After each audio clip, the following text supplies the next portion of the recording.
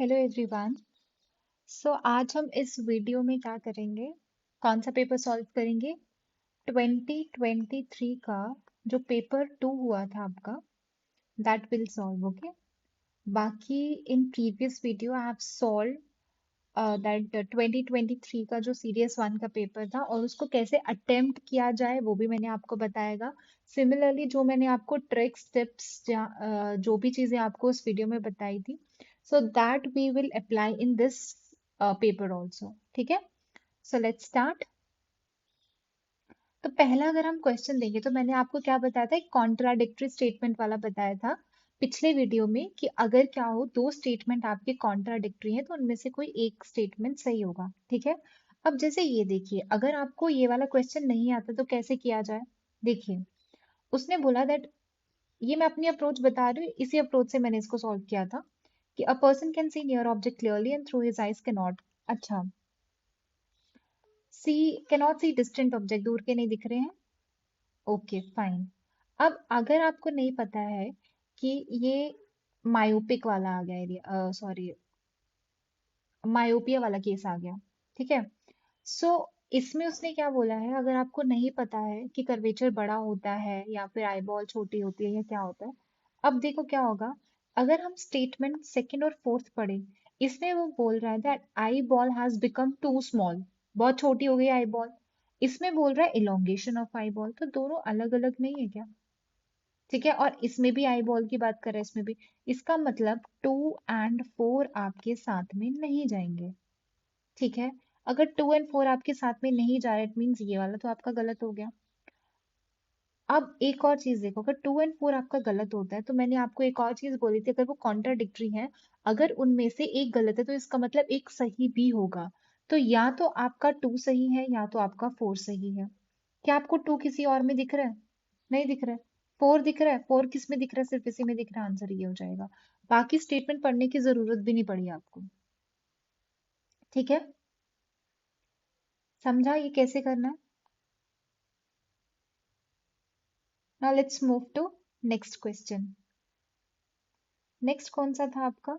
अच्छा, ये तो इजी क्वेश्चन है आपका। ये अगर आप एनसीईआरटी वगैरह अच्छे से पढ़ते हो तो ये हो जाएगा। अच्छा, ये सोनिक बूम वाला क्वेश्चन था। कभी कभी क्या होता है ना कि आपको टर्मिनोलॉजी पे भी ध्यान देना पड़ता है। अब इससे हमें क्या पता चल रहा है, तो सोनिक मीन साउंड से रिलेटेड है, बूम का मतलब होता है कि कोई भी चीज साउंड है बट वो ज्यादा है। अब इसमें देखो, लाइट की है तो लाइट तो आप पहले काट दो। ठीक है। बूम की बात है तो लेसर तो हो नहीं सकता। लेस वाला तो मेरे को लगा नहीं। क्या हो सकता है? एक तो स्पीड ऑफ साउंड हो सकता है और ग्रेटर हो सकता है ये। टर्मिनोलॉजी से आपने क्या किया, डिसाइफर किया इसको। तो आप इसको टर्मिनोलॉजी से भी क्या कर सकते हो, एटमोलॉजी यूज करके इसको क्या कर सकते हो, डिसाइफर कर सकते हो। Fine. Okay, what is the next question? हाँ, अब ये वाला आप क्वेश्चन देखो। तो सीरियस का जो पेपर है आपका 1 जो था 2023, अभी हमने जो पिछले वीडियो में सॉल्व किया था उसमें भी आपको ये वाला आया था। तो अगर आपने वो अच्छे से पढ़ा होता तो ये आपका हो जाता। नेक्स्ट आपका क्या है? अच्छा, ये भी मैंने आपको जिसमें मैंने क्या किया था, एक वीडियो डाला था मैंने सीडीएस का ही, जो एनालिसिस वाला वीडियो डाला था। उसमें मैंने ये आपको बताया था कि कहाँ कहाँ से कौन कौन से क्वेश्चंस फ्रेम होते हैं, प्रीवियस ईयर्स का क्या इंपॉर्टेंस रहता है। उसमें भी मैंने ये बता दिया था कि पहले पेपर में ये आया था, फिर उसके बाद आपका इसमें भी आ गया था डायरेक्ट क्वेश्चन। देन जर्नलिज्म पता ही आपको बताया, वो भी पिछले वीडियो में बता दिया था आपको कि कौन कौन से ऐसे इंपॉर्टेंट या फिर फेवरेट टॉपिक्स रहते हैं यूपीएससी के। अच्छा, अब ये वाला एक क्वेश्चन था। तो मैंने आपको क्या बोला था कि जब भी आप क्वेश्चन पढ़ते हो तो आपको क्या करना है, पहले स्टेटमेंट्स पढ़ना है। क्या इस स्टेटमेंट को आप मैनिपुलेट कर सकते हो? क्या जो एग्जामिनर है, अगर आप एग्जामिनर होते तो अगर आप ऐसे स्टेटमेंट डालते तो क्या इसमें से गलत हो सकता है, या फिर क्या ये जनरल स्टेटमेंट है, सही भी हो सकता है। ठीक है। तो हम पढ़ते हैं पहले। उसने बोला that it refers to making perforated Harappa pottery. अब एक प्रॉपर एक पर्टिकुलर फैक्ट है, हो सकता है ये प्रोबेबल है कि हाँ यार ये सही लग रहा है मेरे को, तो इसमें कुछ गलत नहीं लगा। दूसरा, it refers to making prehistoric flake tools. हो सकता है कि यार टूल्स बनाता होगा, अगर वो बोल रहा है हड़प्पा में पॉटरी बनते थे तो हो सकता है फ्लेक्स भी बनते हो। तो जो मैं टिक करके आई थी वो ये वाला था, क्योंकि मेरे को इन दोनों में से कुछ गलत नहीं लग रहा था। ठीक है। अच्छा, नेक्स्ट क्या है अपने पास? ये देख सकते हो आप, शुगर केन वाला है आपका ड्राईलैंड फार्मिंग पे। ठीक है, ओके। अच्छा, अब ये वाला क्वेश्चन देखो। इसमें भी अगर आपको कुछ भी नहीं पता है, जैसे हमें कुछ नहीं पता इसमें, चलो मान लिया, तो आप कैसे एलिमिनेट कर सकते हो ऑप्शंस ये वाले क्वेश्चंस में? पहले उसने बोला परचेज ऑफ ट्रेजरी बिल और दूसरा बोलता है सेल ऑफ ट्रेजरी बिल। अब खुद बताओ, या तो परचेज होगा या तो सेल होगा। ठीक है, इधर वन सही है या फिर टू सही है। इतना समझ में आया? अब हम क्या करेंगे, अगर आपने थोड़ा सा भी पढ़ा होगा, अगर आपको एक स्टेटमेंट पता चल जाती है ना इसमें, तो देखो उसने बोला purchase of treasury bill, contract करनी है आपको इकोनॉमी, मतलब पैसा जो है वो कम होना चाहिए लोगों के पास। अगर आप ट्रेजरी बिल्स को क्या कर लेते हो, परचेज कर लेते हो पब्लिक से ले रहे हो, तो पब्लिक को इन रिटर्न पैसा दोगे ना, तो इसका मतलब पब्लिक के पास तो पैसा आ रहा है, ये तो हो ही नहीं सकता। अगर ये नहीं हो सकता तो इसका मतलब ये तो सही होगा, इनमें से एक तो भी सही होना चाहिए। तो आपको पता, ये तो कैंसिल ही होगा। अब बच गए टू, टू एंड थ्री। अब क्या होता है ना इसमें, उसने बोला दैट फॉरेन एक्सचेंज अगर आप सेल करते हो या परचेज करते हो, वैसे देखो कोई अफेक्ट तो नहीं होता फॉरेन एक्सचेंज का कि वो सेल कर देंगे या परचेज कर देंगे। सो आई थिंक इसका आंसर टू ओनली है। ठीक है, बट एटलीस्ट आप क्या कर सकते हो, इसमें से एलिमिनेट तो कर ही सकते हो ऑप्शंस। फाइन। अच्छा, अब ये वाला था, इसमें भी अगर आपको नैरो मनी पता है तो अच्छी बात है, कि जो आपकी लिक्विड फॉर्म में होते हैं तो अच्छी बात है, नहीं पता है तो आप इनमें सिमिलैरिटीज देखो। ये बोल रहा है करेंसी विद पब्लिक, और ये बोल रहा है डिमांड डिपॉजिट्स, क्या दोनों सेम है? मतलब ये भी लिक्विड है, ये भी लिक्विड है। बट अगर आप इन दोनों को देखोगे, उसने बोला that other deposits with reserve bank of India, reserve bank of India के पास डिपॉजिट है, इसमें भी वो डिपॉजिट है जो रिजर्व बैंक ऑफ इंडिया, लेने में तो प्रॉब्लम होगा ना। तो इनमें से इतना पता चल गया कि ये दो एक दूसरे के साथ सेम सेम लग रहे हैं, और ये दोनों सेम सेम लग रहे हैं। तो मतलब थ्री फोर तो होगा नहीं आपका। अगर थ्री फोर नहीं है, ये तो कैंसिल ही कर दो आप। तीन तो आ ही नहीं रहे हैं, तो पीछे क्या बच गया, वन एंड टू बच गए, सेम सेम। तो आप ऑप्शन से भी देख सकते हो उसको। ठीक है, सिमिलैरिटी ढूंढो दोनों में। क्या ये तो सिमिलैरिटी, ये दोनों सिमिलर हो गए और ये दोनों अलग ही लग रहे हैं। ठीक है। अच्छा, अब ये वाला क्वेश्चन था आपका, इसमें भी आपका वही होगा। उसने बोला था it leads to increase in import और it leads to increase in export. या तो ये सही हो सकता है या तो ये सही हो सकता है, दोनों तो सही हो नहीं सकते।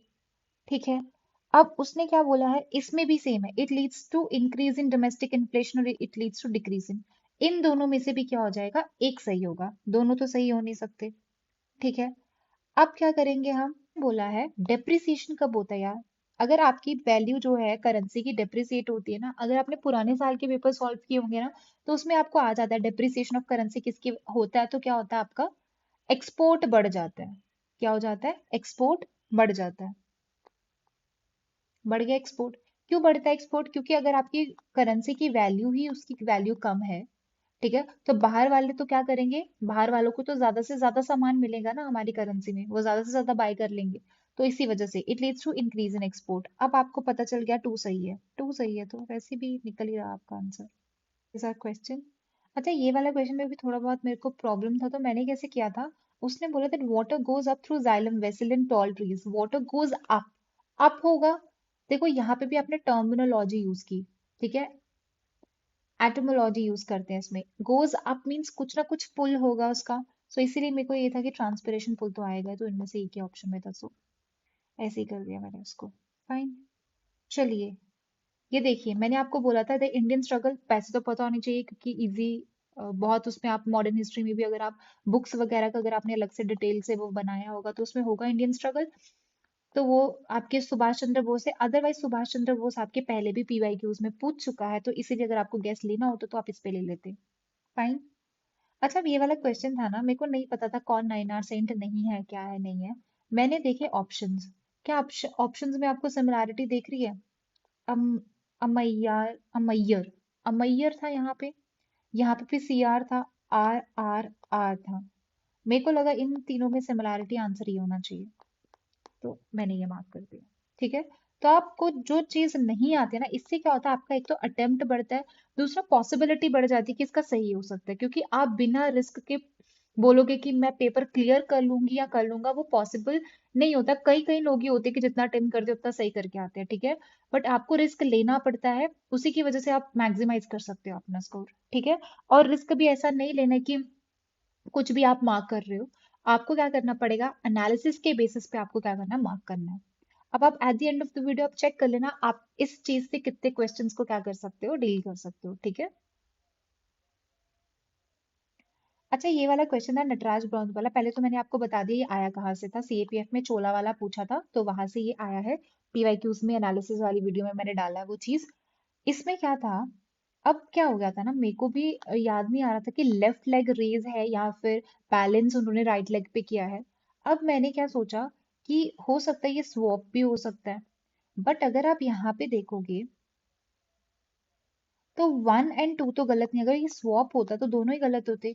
तो यहाँ पे तो है ही नहीं है, मतलब या तो 1 या 2 में से कोई ना कोई तो सही है ही है। तो मैंने कहा अच्छा चलो ठीक है। और मेरे को एक और चीज की वैलिडिटी ये हो गई कि अगर ये सही है तो ये तो सही होगा ही होगा। अगर ये राइट लेग पे बैलेंस करे तो लेफ्ट लेग ही रेज हुई होगी। और अगर आप इसको पूरा पूरा पढ़ोगे ना आप इसको, तो आपको ये चीज दिख जाएगा, आपको ये चीज पता लग जाएगा कि यार ये स्टेटमेंट में कुछ गलत नहीं है, ठीक है। इवन ये भी देखोगे तो मेरे को तो कुछ गलत नहीं लगा। सो अगर 1 सही है, 2 सही है, तो 1 और 2 वाला तो कोई है ही नहीं है, तो एक ही था, तो 1 और 2। तीसरा स्टेटमेंट पढ़ने की जरूरत नहीं थी, ठीक है। 56 क्वेश्चन अगर हम देखें तो इसमें अगर आप स्टेटमेंट पढ़ो, चलिए मान लीजिए आपको ये नहीं पता है, ठीक है। नहीं पता तो क्या करेंगे अभी हम, चलिए हम पढ़ते हैं। तो पहला अगर देखिए, पहला स्टेटमेंट दूसरा स्टेटमेंट दोनों ही स्टेटमेंट किसके बारे में बात कर रहा है, चेयरमैनशिप के लिए बात कर रहा है, ठीक है। उसने कहा that the chairmanship of ASEAN rotate करती है annually based on the alphabetical order. एक तो ये बोल रहा है, दूसरा बोलता है कि डिसाइडेड बाय वोटिंग। अब या तो ये हो सकता है या तो ये हो सकता है, दोनों कैसे चीजें एक साथ आ सकती हैं। तो मतलब 1 और 2 तो साइमल्टेनियसली नहीं आएगा, और 1 2 3 4 भी नहीं आएगा। बचा क्या, 1 1 3 और 3 4। इसका मतलब 3 वाला सही है आपका, ठीक है। अब जनरली क्या होता था ना, तुम्हारा मिनिस्ट्री गलत दे देते थे या मोटो वगैरह गलत देते थे। बट यहाँ से हमें ये चीज पता चल गया कि थर्ड तो सही है। अब याद रखिएगा क्या होता है कि अगर आपके पास दो स्टेटमेंट्स हैं जिसमें दोनों में फैक्ट की बात की है ना, तो वो जनरली क्या हो जाता है आपका, अगर दो फैक्ट दिए गए हैं तो उसमें से एक सही और एक गलत होता है, ठीक है। सो ये वाला फैक्ट देखो, इसको मैनिपुलेट करना बहुत इजी है, ठीक है। कैसे मैनिपुलेट कर सकते हैं, तो हमें सिर्फ डेट को ही मैनिपुलेट करना है, तो इसके गलत होने के चांसेस ज्यादा है। और ये दोनों ही फैक्ट है, दोनों फैक्ट है, तो एक सही एक गलत होगा। अब हमें पता चल गया यार ये तो सही है, अगर ये सही है इसका मतलब ये वाला गलत होगा, ठीक है। तो हम 4 को गलत मान के चलेंगे, तो पीछे कौन सा ऑप्शन बचा आपका, 1 और 3। इसका मतलब जो चेयरमैनशिप वाला जो स्टेटमेंट सही होगा वो ये वाला स्टेटमेंट सही होगा आपका, ठीक है। तो समझ आया इसको कैसे सॉल्व किया। देखो हमें इनमें से कुछ भी नहीं पता था, बट स्टिल हम किस पे, आंसर पे आ गए, ठीक है। चलिए नेक्स्ट क्वेश्चन पे चलिए। अच्छा, इसमें भी अभी क्या करोगे आप, इसमें वो ये चीज बोल रहे थे, public distribution system is operated under joint responsibility. अच्छा, रिस्पॉन्सिबिलिटी हो सकती है दोनों की, ठीक है। अब वो दूसरा बोल रहा है that food corporation has assume care responsibility for procurement, storage, transportation होता है फूड ग्रेन का, टू द स्टेट गवर्नमेंट को दे दिया जाता है, चलो ठीक है। अब उसने बोला बोथ स्टेट एंड सेंटर। देखो जब भी आइडेंटिफिकेशन की बात आती है ना, वो ज्यादातर काम होता है स्टेट का। तो यहाँ से ही आप देखो इसको मैनिपुलेट करना भी इजी है, क्योंकि तुम स्टेट का काम बट आपने बोथ लिख दिया, तो बोथ वाला स्टेटमेंट कभी कभी क्या होता है, गलत होता है। तो यहाँ पे आपको ससेप्टेबल रहना कि यार ये गलत हो सकता है। दूसरा मैंने आपको ये चीज बताया था कि जो सम वाला चीज रहती है ना, वो पॉजिटिव रहती है। ज्यादातर जो सम वाली चीजें होती है वो क्या होती है, सही होती है, ठीक है। तो अगर आप 4 को सही मान के चलो, तो या तो आपका 1 to 4 होगा या फिर 3 और 4 होगा। दूसरा मैंने क्या बोला, इसमें थोड़ा सा ससेप्टिबल वाला गलत हो सकता है, तो थर्ड वाला पहले ही कट कर दो, तो 1 2 और 4 आंसर हो जाएगा आपका, ठीक है। सो थोड़ा सा कॉमन सेंस, थोड़ी सी नॉलेज, और थोड़ा सा क्या करना है वहां पे, चेक करना है कि कौन कौन सी चीजें एक्सट्रीम जा रही, कौन से पॉजिटिव वर्ड्स है, कौन से नेगेटिव वर्ड्स है आपके, ओके। कौन सी स्टेटमेंट किसके साथ जा सकती है वो भी चेक करना है आपको। फाइन। नेक्स्ट क्वेश्चन क्या है आपके पास। अच्छा, ये फिर से आपका सॉइल वाला क्वेश्चन आ गया, वेरी इंपॉर्टेंट। सॉइल आपको हर बार एक ना एक सॉइल से क्वेश्चन आता ही है। नेक्स्ट क्या है अपने पास, ये क्लाउड्स वाला मैंने आपको पिछली वीडियो में भी बताया था, अभी भी बता रही हूँ, इम्पोर्टेंट है बहुत ज्यादा। अच्छा, सीएससी में ना क्वेश्चन आया था आपका, मनी मल्टीप्लायर पे क्वेश्चन आया था। अगर आपने सीएससी का अच्छे से किया होता, 2020 में भी आया, 21 में भी आया, तो थोड़ा बहुत तो आप इकोनॉमी अगर पढ़ रहे हो तो वहां से भी पढ़ना चाहिए था। तो ये वहीं से आपका क्या क्वेश्चन आ जाता है कि अगर ज्यादा करेंसी आपके इन हैंड और डिपॉजिट कम कर रहे हो तो मनी मल्टीप्लायर कम हो जाएगा आपका। ओके। प्राइस पे मैंने आपको बताया था कि ये जो प्राइस वाला आपका है कि चेंज कैसे होगा प्राइस, ठीक है, ये भी हर बार आपको क्वेश्चन पूछ रहा है, बार बार पूछ रहा है, तो इसको छोड़ना नहीं, ऐसे टॉपिक्स छोड़ने नहीं है। ओके। अच्छा, ये वाला था, I think it was in news और समथिंग, तो शंकरदेवा थे आपके न्यूज में, तो भागवती धर्म के थे। इसमें भी अगर आप देखोगे तो कोई भी चीज ऐसी नहीं है जो कि गलत लग रही है, ठीक है, एक तो फैक्चुअल चीज है, इसको मैनिपुलेट नहीं किया जा सकता, किया जा सकता, बट इट्स नॉट कि लाइक ऐसे, मेरे को नहीं लग रहा था इसमें कोई मैनिपुलेट। अगर शंकरदेव के बारे में आपने कुछ भी पढ़ा होगा तो तब तो था कि भागवती धर्म के थे, उन्होंने हॉल्स प्रेयर, ये तो इम्पोर्टेंट था इनको लेके, मेन फैक्ट ही इनसे रिलेटेड ये था, नाम गर्जन ये था, कीर्तन घोषा मेजर कॉम्पोजिशन उनका ये था, इंक्लूड कीर्तन घोषा, इसमें भी कुछ गलत नहीं लग रहा, सो आई वेंट विद 1 2.3। ठीक है। तो ये आपका जो इंट्यूशन रहता है ना, उसको स्ट्रॉन्ग करना बहुत जरूरी है। और इंट्यूशन कैसे स्ट्रॉन्ग होगा? प्रीवियस ईयर पेपर्स को बार बार पढ़ना, बार बार उसको सॉल्व करना, एनालिसिस करना, वहीं से आपका इंट्यूशन बढ़ेगा। ठीक है। इंसाइट मिलेगा आपको, और आपको एक आदत हो जाएगी उस पैटर्न में सोचने की। ठीक है। कुछ भी इग्नोर कर सकते हो, बट प्लीज पीवाईक्यू उसको इग्नोर मत करो। अब इसको मैंने कैसे किया था, उसने बोला that it was sent to Calicut. Calicut है, कैलिकट वाला एक ही है, फोर्टिफिकेशन ऑफ कैलिकट। ठीक है। अदरवाइज अगर आपको नहीं समझ आ रहा तो ऐसे क्वेश्चंस को आप छोड़ भी सकते हो। अब कुछ क्वेश्चंस ऐसे होते हैं जिनको टच करना बेवकूफी होता है, हम क्या करते हैं कि ठीक है तुक्के लगा के आ गए, ये गैस लगा के आ गए, नहीं, अगर वो क्वेश्चन नहीं आ रहा तो छोड़ो उसको, डायरेक्ट छोड़ो, कुछ भी नहीं लग रहा छोड़ो। अगर आप 50-50 पे कहीं पे आते हो ना, तो आप क्या कर सकते हो, उसको एक चांस दे सकते हो, अदरवाइज लीव इट। अब ये जो रेस टू जीरो कैंपेन था ना, अब ऐसे क्वेश्चन जो आते हैं ना, जो थोड़े से आउट ऑफ द बॉक्स आ रहे हैं, आपने नहीं पढ़े हैं, तो उसमें अगर आप दोनों स्टेटमेंट बोल जाते हो, दोनों स्टेटमेंट सही होती हैं। अगर वो जनरलाइज बोल रहे हैं, कभी भी किसी का ऑब्जेक्टिव हो, एम हो, ठीक है, वो ज्यादातर क्या रहता है, सही रहता है आपका। अब इसमें पढ़ो, one of the main objective क्या है इसका, ये है, तो मेरे को लगा कि हाँ कुछ गलत नहीं है। दूसरा मेरे को लगा कि it is related to zero sum game. तो ये एक फैक्ट एक ऐसा है जिसको गलत बना के वो करना, मेरे को लगा कि यार ये, मेरे को नहीं लगता कि ये गलत हो सकता है, क्योंकि एक तो तुम पर्टिकुलरली किसी चीज के बारे में बात कर रहे हो, कोई थ्योरी है इसके इक्वल है, तो मेरे को लगा कि यार ये सही होगा। ठीक है, इसको आप मैनिपुलेट नहीं कर रहे हो। So I went with both 1 and 2। ठीक है। अब यहाँ से ब्लू दिख रहा है आपको, ब्लू ग्रोथ है, तो आप इसमें देख सकते हो, ब्लू है तो विद मरीन से होगा। अच्छा, ये वाला क्वेश्चन था आपका एक, देखो जब भी जहां पे भी आपका एलिमिनेशन वाला क्वेश्चन है, जहां पे आप एलिमिनेट कर सकते हो ना, वो क्वेश्चन ट्राई करो कि छोड़ के मत आओ आप। ओके। उसने बोला मर्क्यूरी हैज नो एटमॉस्फेयर, ये हमें नहीं पता, चलो मान लिया। वीनस हैज 2 मून्स, थोड़ा भी साइंस पढ़ा होगा तो इतना पता होगा कि वीनस का कोई मून नहीं होता, तो आप पहले 2 को कैंसिल करो, 2 कैंसिल हुआ, you will be left with एक ये वाला ऑप्शन, एक ये वाला ऑप्शन। ठीक है। अब हमें इतना भी समझ आ गया कि 3 सही होगा और 4 सही होगा। आप देख रहे हो ये ना, there is no land on Jupiter. Okay. अगर हमें देखा एटमॉस्फेयर, एटमॉस्फेयर तो इसका होता है बट थिन एटमॉस्फेयर होता है। यहाँ से आप इतना कर सकते हो कि चलो आप एक तो भी कैंसिल कर सकते हो अगर आपको ये चीज पता है तो। ठीक है। आई वॉज कंफ्यूज बिटवीन कि 3 and 4 होगा सिर्फ, या फिर 1 3 and 4, बट मेरे को लगा कि नहीं, Mercury has no atmosphere. I think atmosphere होता है बट थिन होता है, तो इसका 3 and 4 होना चाहिए ये। और बहुत एक्सट्रीम चला गया। ठीक है, इसलिए मेरे को लगा। और जुपिटर लैंड क्योंकि आपको पता है गैसियस है ये, गैस से बना हुआ है पूरा। ओके। अच्छा, ये वाला क्वेश्चन आपको एनसीईआरटी हेल्प करेगा इसमें, ज्योग्राफी के लिए तो एनसीईआरटी दी बेस्ट सोर्स आप बोल सकते हो, ठीक है। उसके अलावा आई डोंट थिंक सो आपको कहीं और जाने की जरूरत है। Geography only NCERT. और एनसीईआरटी का भी एक एक लाइन बहुत इंपॉर्टेंट है, वेरी इंपॉर्टेंट।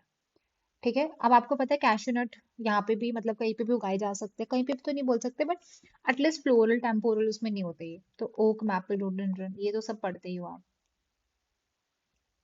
अच्छा, ये वाला क्वेश्चन मैंने आपको पिछले जब पीवाईक्यू का एनालिसिस कराया जिस वीडियो में, उसमें बताया था कि कहाँ से आया है। एक तो एनसीईआरटी से आया है, दूसरा एक उसमें पूछा भी गया था आपको जूम कल्टीवेशन के लिए, और जूम कल्टीवेशन बहुत बार पूछता है, शिफ्टिंग कल्टीवेशन, तो इसके नाम पता होने जरूरी है। ओके। मेरे को इसमें सिर्फ रोका ही पता था वैसे, ऑनेस्टली स्पीकिंग। तो आई वॉज कंफ्यूज कि छेना श्रीलंका का है या किसका है।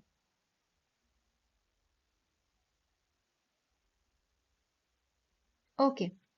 अच्छा, ये वाला एक क्वेश्चन था, अगर आप ये वाला क्वेश्चन अच्छे से पढ़ोगे ना। Istanbul was a well known centre था। पहली बात तो एक पर्टिकुलर नाम लिया उसने, ठीक है। लोकेट कहाँ पे, गुलबर्ग डिस्ट्रिक्ट ऑफ कर्नाटका। कितना ऐसे एक्यूरेट फैक्ट नहीं लग रहा? लग रहा है कि इसने मैनिपुलेट किया होगा। देखो, यूपीएससी ये नहीं चाहता कि आपको सब चीजें आनी चाहिए, सारे के सारे फैक्ट आपको रटा रट होने चाहिए, ये नहीं चाहता वो। बट चाहता है कि एटलीस्ट आप कॉमन सेंस। अब एक और चीज थी, सीजनल स्ट्रीम नोन एज कामटाहल्ला। आप देख रहे हो इसमें कितने सारे फैक्ट हैं। जब भी इतने सारे फैक्ट कोई फ्रेम करता है ना, तो वो मोस्ट प्रोबेबली वो स्टेटमेंट आपका सही होता है। ठीक है, मान के चलो सही है। दूसरा ये that palaeolithic plate is a flake tool and the length of which is more than twice its length. अब सोचो, अगर किसी ने ये स्टेटमेंट बनानी, खुद से बना सकता है, गलत करके बना सकता है। कहीं ना कहीं इसमें कुछ ना कुछ सच्चाई होगी, सच होगा, सही होगी, तो ही जाके ये ऐसी स्टेटमेंट बनी है। लग रहा है ना? तो इसीलिए मेरे को इन दोनों स्टेटमेंट में कुछ गलत नहीं लगा। मेरे को नहीं लगता कि कोई एक बंदा ऐसे फ्रेम करेगा, गलत से स्टेटमेंट ऐसे फ्रेम करेगा। तो इसीलिए आई went with both 1 and 2। Okay. Next. Okay. ये भी मैंने आपको पिछले वीडियो में एनालिसिस में बताया था कि बुद्धिज्म जो रहता है वो आपकी यूपीएससी का बहुत फेवरेट टॉपिक रहता है।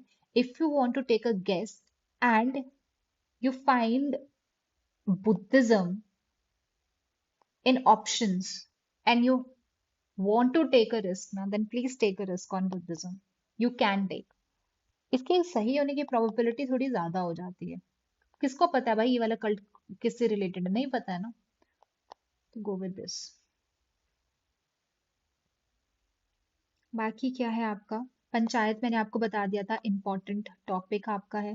फंडामेंटल राइट से आ गया, इमरजेंसी टॉपिक है, लोकसभा है, प्रेसिडेंट ऑफ इंडिया, राज्यसभा का चेयरमैन आपके आ गए, अमेंडमेंट्स बहुत ज्यादा इंपॉर्टेंट है। What else? ये जो इंद्रधनुष मिशन है ना, ये बहुत पहले बहुत सारे पेपर्स में पूछा गया था, इम्यूनाइजेशन पे था ये। अच्छा, एक ये वाला क्वेश्चन देखो, आप अच्छे से देखना कैसे अटेम्प्ट कर सकते हो। पहली बात ये क्या था, आप लास्ट स्टेटमेंट पढ़ोगे ना, that it was establish to extend the benefit of knowledge individual closely, ये आपको इसमें कोई भी चीज गलत नहीं लगेगी, अच्छी अच्छी चीज बोली गई है, हो सकता है इसने किया होगा। ठीक है। दूसरा वो बोल रहा है, it was establish through an act of parliament, parliament के एक्ट से हुआ होगा। ठीक है। It is located in China and it was establish primarily. ये वर्ड देख रहे हो, ये जो प्राइमरली वर्ड है ना, ये ससेप्टेबल वर्ड है आपका। यहाँ पे जब ऐसा वर्ड आता है तो सोचो बैठ के, एक्सक्लूसिव, प्राइमरली। ठीक है। तो यहाँ पे थोड़ा सा होता है, और इसके गलत होने के चांसेस ज्यादा है कि प्राइमरली इंडियन नेवी को सपोर्ट करने के लिए था। मैरिटाइम में जरूरत है, इंडियन नेवी को सपोर्ट करने के लिए होगा। यूनिवर्सिटी है ना पढ़ाने के लिए, मैरिड टाइम उसमें है ये। सो ये वाला थोड़ा ससेप्टेबल था तो। अच्छा, अब ये वाला क्वेश्चन था कहाँ से आया था, मैंने ये भी बता दिया कि ऑलरेडी पहले वर्ल्ड के जो फिजिकल फीचर्स हैं उन पे क्वेश्चन आ चुका है, सीएपीएफ में आ चुका है 2-3 बार। तो इसीलिए आपको फिजिकल फीचर यहाँ से आपको आइडिया होता है आपको पढ़ना क्या है। ठीक है। देखो, डायरेक्शन लेस पढ़ाई हमें नहीं करनी है। आपको अपनी पढ़ाई को डायरेक्शन दोगे, इसीलिए मिनिमम टाइम में आप मैक्सिमम आउटपुट ले सकते हो। अदरवाइज वही भटकते रहोगे, फिर से वही लूप में आते रहोगे और सीरियस क्लियर ही नहीं होगा फिर। फाइन। और क्या है आपका ये क्लाउड्स वाला, मैंने बता दिया आपको। नेक्स्ट है, अच्छा ये वाला क्वेश्चन था, देखना भी इसको। उसने क्या चीज बोली है ना, मैंने आपको क्या बोला कि थोड़ा सा मैनिपुलेशन कहाँ पे होता है, मिनिस्ट्री पे आपको मैनिपुलेट करता है वो। ठीक है। अब हम क्या करेंगे, मिनिस्ट्री को अगर मैनिपुलेट करता है, मिनिस्ट्री इसको मैनिपुलेट करता है, और छोटे छोटे फैक्ट्स होते हैं उनको मैनिपुलेट करता है, कभी कभी डेज है, ये वाले डे को सेलिब्रेट होता है उसको मैनिपुलेट करता है। तो इसमें पहले मैंने मिनिस्ट्री देखी तो मैंने पहले इसको वो कर दिया। अगर तुम इसको चले गया चलो ठीक है, क्योंकि ये एक ऐसा क्वेश्चन है जो आपको नहीं पता होगा। तो आपने दो तो भी कट कर दिए, आप रह गए 1 and 3 और 1 2 4। अब आपको ये चीज चेक, सॉरी 3 वाला गया ना आपका। तो ये दोनों आपने कैंसिल कर दिए। तो आपको ये देखना क्या 1 वाला सही है कि गलत है। अब इसमें क्या होगा, अब ये दो तो आपने कैंसिल कर दिया। अब आपके पास 50-50 पे आ जाते हो। अब आपको ये देखना कि 1 सही होगा कि नहीं सही होगा। अब यहाँ पे देखो उन्होंने बोला है दैट एनसीजी एक तो गवर्नेंस पे है, तो गवर्नेंस पे सरदार वल्लभ भाई पुलिस एकेडमी आना थोड़ा सा ससेप्टेबल हो सकता है कि यार ये वाली एकेडमी हो सकती कि नहीं हो सकती है। अगर तो आपको चांस लेना तो आप ले सकते हो। अदरवाइज इसका आंसर ये था 2 and 4 was answer. At least eliminate तो कर दिया ना तुमने, 50-50 पे आ गए। बाकी यहाँ पे अगर आप देख सकते हो, ये भी एक फैक्ट है कि वो सेटअप बाय सरदार वल्लभ भाई Patel, I think it was Lal Bahadur Shastri. Governance से रिलेटेड है ना, ये भी देखो ना। अब ये भी मैंने बताया था कि जब भी ऐसा क्वेश्चन आ रहा है, अब ये देखो क्या ना, एक फैक्चुअल क्वेश्चन है। अगर आपने पढ़ा होगा देन वेल एंड गुड, नहीं पढ़ा है still you want to take a chance. देखो blue and blue, blue duke और पैंसी आए 50-50 पे।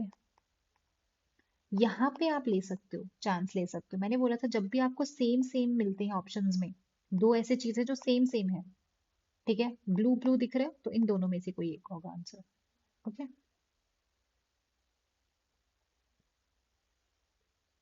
What else is left now. ये देखिए यहाँ से हमें ये भी चीज पता चलती है कि आपको फेस्टिवल अच्छे से पढ़ के जाने हैं, किसको पद्म विभूषण पद्म अवार्ड्स मिले, कौन कौन से और भी अवार्ड्स होंगे आपके करंट अफेयर्स के लिए, वो इंपॉर्टेंट हो जाते हैं।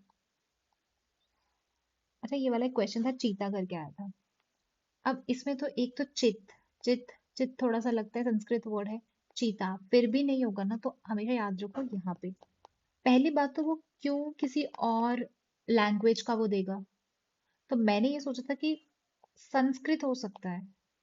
संस्कृत क्यों हो सकता है, तो ऐसे वर्ड भी थोड़ा सा उसको डिपिक्ट कर रहा है, चीता, चीता वर्ड संस्कृत, और वो दूसरी भाषाओं का क्यों देगा, यहाँ से रिलेटेड होगा हो सकता है इसीलिए दिया उसने।